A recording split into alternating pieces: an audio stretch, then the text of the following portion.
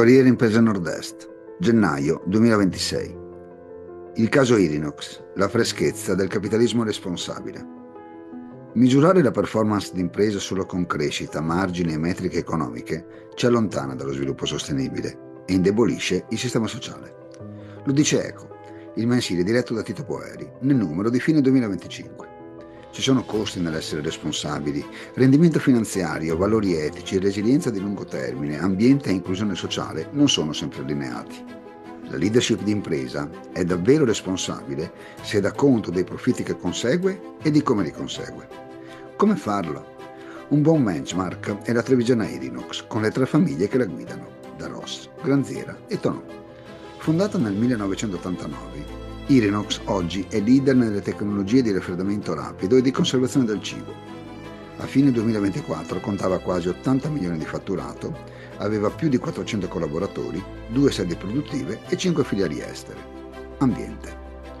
In Irinox la freschezza è leva di sostenibilità.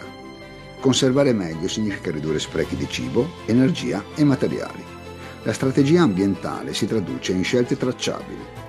Stabilimenti alimentati da energia 100% rinnovabile, interventi su logistica, packaging e processi che portano a una riduzione delle emissioni del 17%.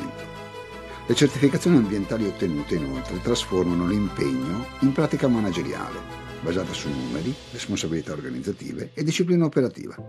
Questi approcci sono scalabili, ripetibili e imitabili. Capitale umano e inclusione. Cosa vuol dire essere impresa responsabile al proprio interno? In Irinox il capitale umano è concepito come una vera infrastruttura socio-organizzativa. Oltre 20 ore annue di formazione per persona, welfare e flessibilità, smart working dove possibile, orari adattabili, settimana corta estiva, servizi per la genitorialità, con salute e sicurezza come standard certificato. In un settore tradizionalmente maschile, inoltre, la presenza femminile è significativa anche nei ruoli manageriali ed è sostenuta da un percorso strutturato sulla parità di genere. È come dire che la qualità delle relazioni è una capability. Fare bene insieme è una leva di resilienza e di vantaggio competitivo durevole. Governance. Con il passaggio a società benefit nel 2022, le famiglie da Ross, Granziera e Tonon esplicitano che profitti e impatto stanno nello stesso perimetro di responsabilità. La governance aziendale accompagna questa postura.